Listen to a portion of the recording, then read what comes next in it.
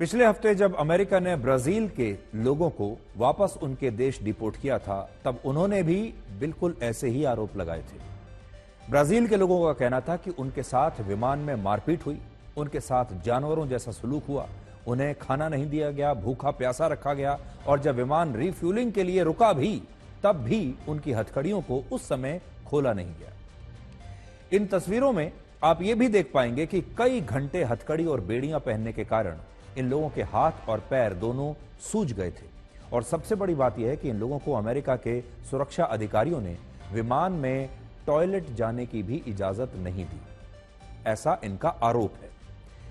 इन बातों से आप समझ पाएंगे कि मानव अधिकारों का ढोंग करने वाले अमेरिका का असली चरित्र क्या है, क्योंकि हमारे देश के लोग भी और पूरी दुनिया के लोग मानव अधिकारों पर या दूसरी बातों पर सर्टिफिकेट लेने के लिए सबसे पहले अमेरिका के पास ही जाते हैं। लेकिन अमेरिका क्या करता है, आप देख लीजिए।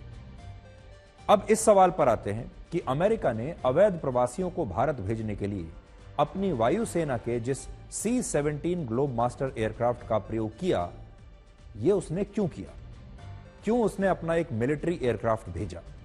अमेरिका का कानून यह कहता है कि सरकार निर्वासन के लिए चार्टर्ड प्लेन या कमर्शियल प्लेन का इस्तेमाल कर सकती है, लेकिन इसमें सैन्य विमानों के इस्तेमाल का जिक्र नहीं है।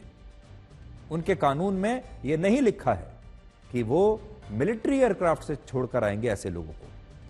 लेकिन इस तरह के मिलिट्री एयरक्राफ्ट का इस्तेमाल पिछले महीने से ही शुरू हुआ है। जब से डोनाल्ड ट्रंप अमेरिका के नए राष्ट्रपति बने हैं, तब से यह शुरू हुआ है।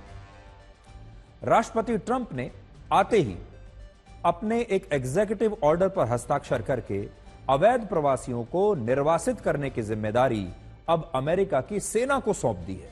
और इसी के तहत अमेरिका की वायुसेना के विमान अलग अलग देशों के अवैध प्रवासियों को उनके देश वापस छोड़कर आ रहे हैं। अब यह जिम्मेदारी वहां की सेना पर छोड़ दी गई है। बड़ी बात यह है कि इसमें अमेरिका का ज्यादा पैसा खर्च हो रहा है। C-17 ग्लोब मास्टर जैसे विमान से अवैध प्रवासियों को भारत डिपोर्ट करने का खर्च 6 करोड़ रुपए है, जबकि अगर यही काम किसी चार्टर एयरक्राफ्ट या कमर्शियल प्लेन से किया जाता तो इसका खर्च लगभग 1 करोड़ रुपए के आसपास आता। अमेरिका ने प्रत्येक अवैध प्रवासी को भारत निर्वासित करने पर औसतन 5 लाख रुपए प्रति व्यक्ति खर्च किए हैं। और यह खर्च इतना है कि इसमें एक व्यक्ति की बिजनेस क्लास की या फर्स्ट क्लास की टिकट आ सकती थी।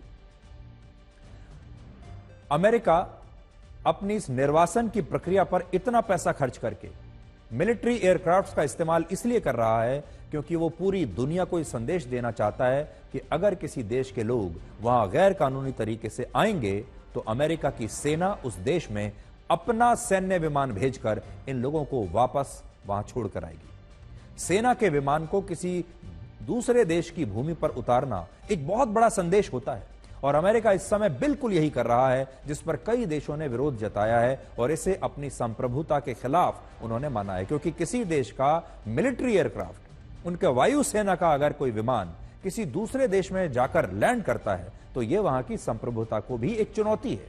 इसीलिए ऐसे मामलों में अक्सर सिविलियन प्लेन्स का इस्तेमाल किया जाता है। लेकिन अमेरिका, या आप यह कह लीजिए कि डोनाल्ड ट्रंप, इस मामले में बहुत सख्ती दिखा रहे हैं।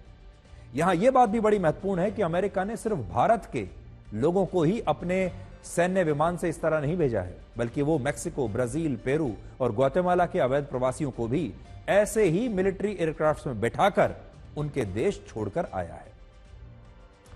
अब जरा यह देखिए कि क्या पहली बार अमेरिका ने भारत के अवैध प्रवासियों को इस तरह अपने देश से बाहर निकाला है? तो इसका जवाब है नहीं। वर्ष 2009 से लेकर अब तक अमेरिका हर साल 500 से 2000 अवैध प्रवासियों को अपने देश से ऐसे ही भारत भेजता आ रहा है। 2009 से लेकर अब तक हर साल अमेरिका ये भेजता है। ये पहली बार नहीं हो रहा है, अमेरिका ये काम हर साल करता है। और ये डेटा जरा अपनी स्क्रीन पर आप देखिए, बड़ी स्क्रीन पर आपको मैं ये डेटा दिखाता हूं।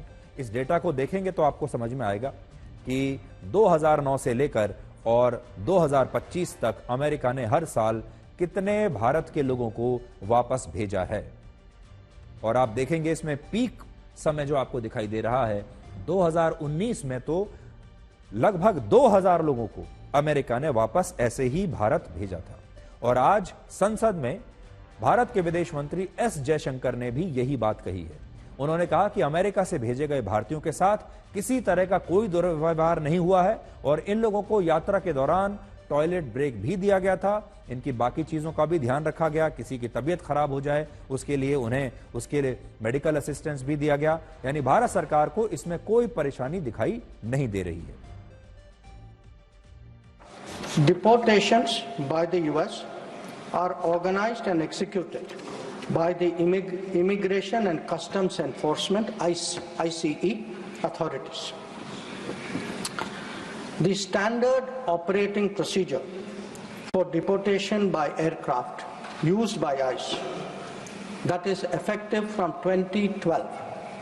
I repeat, that is effective from 2012, provides for the use of restraints. However, we have been informed by ICE that women and children are not restrained. Further, the needs of deportees, including during transit, related to food and other necessities, including possible medical emergencies, are attended to. During toilet breaks, deportees are temporarily unrestrained if needed in that regard.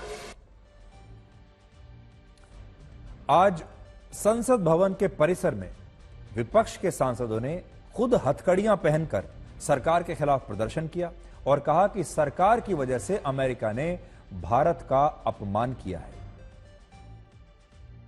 संरक्षण की आवश्यकता। एक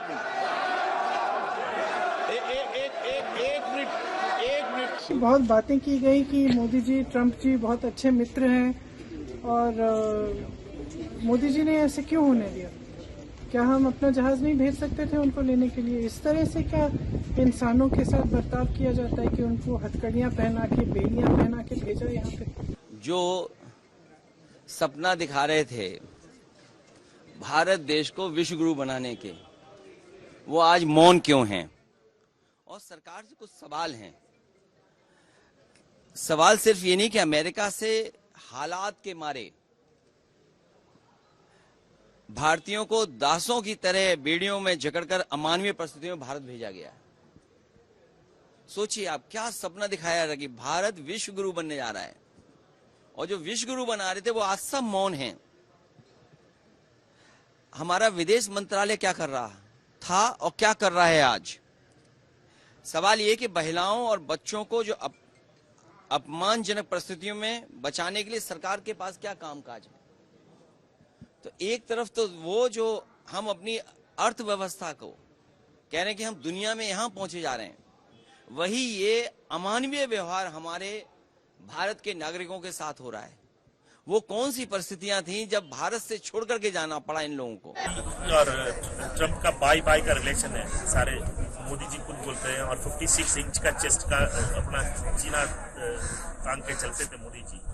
तो क्या हो गया? अभी एक हिंदुस्तानियों के साथ ऐसे व्यवहार कर रहा जा रहा है और ऐसे क्लियर कराया जा रहा है, ये चेंज का बिठाया जा रहा है। इसके खिलाफ कोई भी बात करने के लिए प्रधानमंत्री तैयार नहीं है। ट्रंप और मोदी जी की दोस्ती है, ऐसे मोदी जी और उनके लोग कहते हैं। फिर भी मैंने जो फोटो और पिक्चर देखा है, हमारे लोगों को हाथ कड़ी पहनाकर प्लेन में बिठाया।